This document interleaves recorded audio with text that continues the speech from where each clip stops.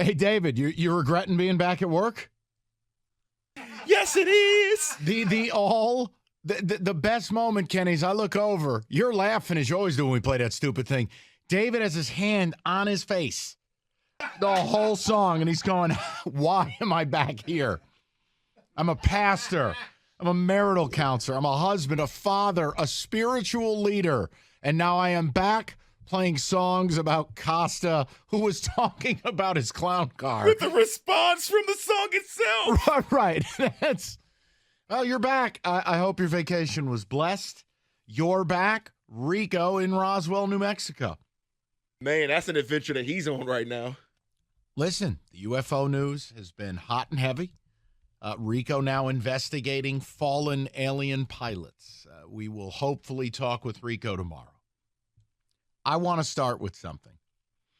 And it is a question about our baseball team. And it's not some ad hominem attack. I'm asking a question. Because the team who swept you this weekend, it either makes you more optimistic that this can get turned around and quick, as they're a living embodiment of it, or it makes you more pessimistic that it's a team that started a rebuild after you did and is back eons faster than you will be.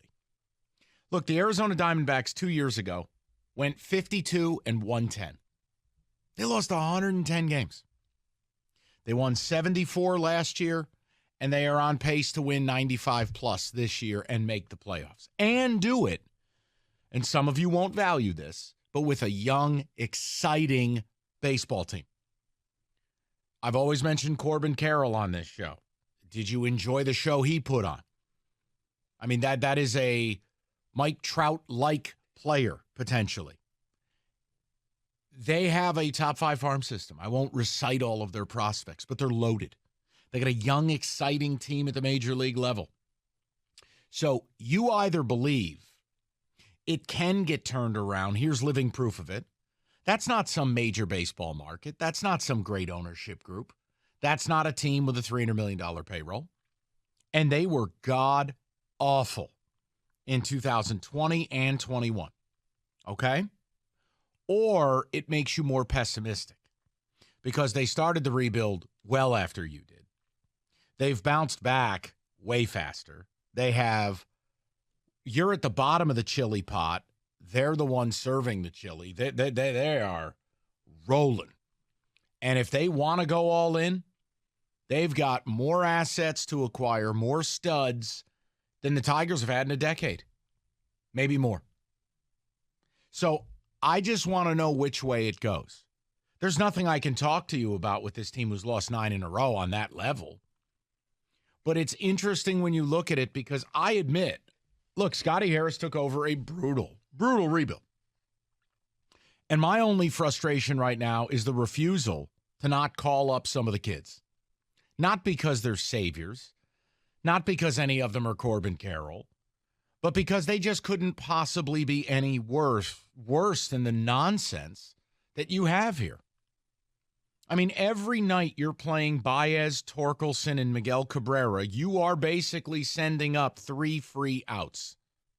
Torkelson is arguably the single worst first baseman from an OPS perspective in the entire league. Cabrera and Baez might be the worst overall players. That's before we get to this infatuation with Ibanez nobody can understand, et cetera, et cetera, et cetera. So I want to know what side you're on. Now, for me, here's what I'm going to sell you. I'm optimistic it can be turned around because here's what the Tigers do have. They can pitch. Not only who you have, but who you have seemingly developing these guys in Chris Fetter allows me a baseline of saying, okay, Tiger pitching will always outperform the pedigree. That even if they bring somebody up I don't know a lot about or they don't have prospect pedigree, I got a shot. We get into the rotational pieces. Whether Matt Manning is great or not, whether Mize is great or not, whether Skubal's great or not, whether anybody they put out there ever is ace caliber, it doesn't matter. There will be a baseline. And in this league, it is far harder to find pitching than it is to find hitting. I can be optimistic because here's the other thing I've said. It's a bit of a rallying cry. Anytime you guys have called and asked me about what can the Tigers trade and what do you want, I have said, I am not accepting a single pitching prospect back. Anyone I trade with in an Alex Lang discussion, in a hopeful Eduardo Rodriguez discussion, any discussions I have, if I'm Scott Harris, the only thing I'm accepting back are positional players and positional player prospects. Because I would argue if the Tigers could get a few bats here, that this thing could turn around way quicker than it seems. You know, the bullpen pitching way over its skis for a while. Don't you feel like they do that every year a little bit? This is a welfare, bargain bin, lethal weapon 3 bullpen. It's pitched pretty damn well this year. All right, of course you're going to have some regression. But I'm making the point that if ownership does the right thing and spends, and if Scott Harris makes a couple of deals where you get a prospect like, I don't know, Isak Paredes, who you dealt for a nothing burger in Austin Meadows, well, all of a sudden, couple prospects come up from your system, couple prospects via trade, 2 free agent bats, and this looks a lot different, right? Now, on paper, that makes sense. My problem is the Detroit Tigers, in my 20 years in this city, have never developed a high-level bat. Ever. Castellanos got better when he left. Granderson was a faux celebrity, faux star. The last all-star you raised from your own was what, Travis Fryman?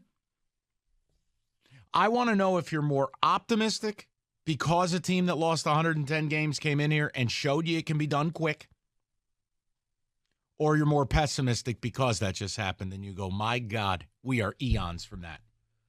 We do not have a Ketel Marte. We do not have a Pavin Smith. We do not have Corbin Carroll.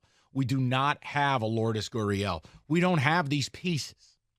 And again, not all those guys are equal. Not all those guys are stars. But the D-backs, much like the Reds, are fun to watch.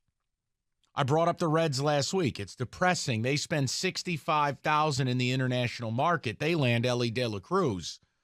The Tigers, I mean, what? We go out and sign Frank Rizzo from the Marlins. Guy's hitting 110 in AAA.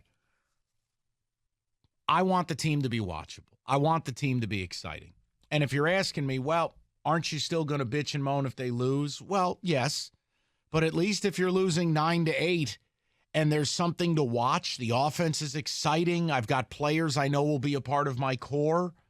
Guys, I'm optimistic because I think you can put together a lineup in today's baseball with these new rules that if they got even middle-of-the-road offensive production, they could win this division. They could. And look, the names and faces of the pitching staff will change, but I don't think it matters because outside of, the Joey Wentzes, who just aren't major league pitchers, who do we really have a grievance with? You brought in Michael Lorenzen, who's a journeyman, a nothing burger. Great hair, but guys pitch well, right? You brought in Erod, pitched well before he got hurt. Every guy you bring up generally does a little something. And with Skubal coming back, great. Hopefully Manning can develop a little. I'm asking you, with what took place this weekend, forget about the 9-game losing streak. More optimistic because a team who lost 110 games 2 years ago and is now going to make the playoffs showed you it can be done? Or are you more pessimistic because it happened and you go, we are nowhere close? I could tell you I'm more optimistic because I look around the league and I see what the Pirates are doing. I see what the Reds are doing. I see what Arizona's doing. I see what the Baby Birds are doing in the AL East. It is doable. But I've also told you Baltimore, from an organizational standpoint, did not draft arms. They drafted bats. Bats on bats on bats on bats.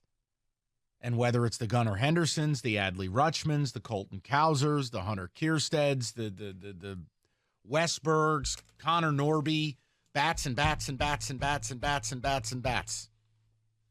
They got another wave of offense to come up. That's how they started to turn it around. There's got to be a baseline here. And this lineup being historically bad, that it has to stop. Has to. Go get a couple free agents. Go make a couple nice trades. Hope that Colton Keith. Hope that Kerry Carpenter. Hope that Justin Henry Malloy. You need one or two of them to hit. And the lineup could look a lot different. David, go ahead. Pessimistic or optimistic based on this setup? Since apparently I may as well talk about your favorite diaper brands in this town. Let's get with it, people. Little baseball on a Monday. Come on. Yeah, I just absolutely hate to be negative, but I am pessimistic here. And it may not be fair to Scott Harris because we're still a month out till his first run Tigers MLB draft. So I kind of want to wait and see what he does and thinks and how he strategizes things. But I'm sorry, we just don't have a Corbin Carroll. And I know that's just one player I want to focus on, not the rest of what Arizona has, because Riley Green was drafted in the same year. Riley Green's not that. He's not close to that. You took Riley Green 5th. They took Corbin Carroll 16th. That's what I'm saying. He's not even close to that. Are you really? You don't say. So, in other news, Kenny's not black. Until we get a guy. Jesus. Until we get a guy like that who was drafted in 2019 for them, and yes, 2021 was really bad, but you saw it on the horizon. You're saying, we got a guy that we believe can be something, and let's start calling him up. We don't have that. Riley Green hasn't shown his ability to be anything close to that. Torque, nowhere close. I mean, he should be in AAA right now. So I'm pessimistic right now because I just don't see it in the prospect-wise. Okay, call up Colt Keith. Wonderful. Well, listen, David, that's where I'm at because from a factual standpoint, it can't be any worse. When you're starting negative WAR players in your lineup, come on. And until we get out of the statement where it can't get worse, that's where I'll continue to be pessimistic. I'm sorry, I just can't. We continue to have that come out of our mouth. Well, it can't be worse. Well, then we need players then. Sorry, we just need players. Kenny, the fact that it happened this week that a team with 110 losses 2 years ago swept you, does it in a weird way show you that it can be done quickly or make you feel worse because, well, everything David just said? It shows me that it can be done properly. It shows me that there's a roadmap for Scott Harris. We're not there yet. There's no reason to start getting optimistic until we see actual results, but you can feel optimistic about, hey, there's a roadmap to this success being possible. It was encouraging, and it was nice to see young bats start to heat up. I think I saw Rutschman hit a bomb over the weekend. I saw De La Cruz. Did you see the ball Gunnar Henderson hit? Oh, my God. Dude, it bounced off the brick building and then hit the guy on the barbecue stand in the head. I mean, that was one of the deepest bombs I've ever seen at Camden Yards. The point is, it's possible. We see other teams that were presumably bad for the past couple of years be able to do it. And again, before you send in Gunnar Henderson is not hitting well. I get it, but his walks to strikeout ratio is right. Some of the peripherals suggest it will turn. He is a rookie, and he's got immaculate pedigree. But I get it. You will win the argument. He's been disappointing. I only say it in that he's not their lone hope. Meanwhile, Adley Rutschman is going to win an MVP at some point. He is Joe Mauer 2.0. So I just want to know where you're at with it. 248-539-9797. We'll get your calls. Got a couple of blitzes.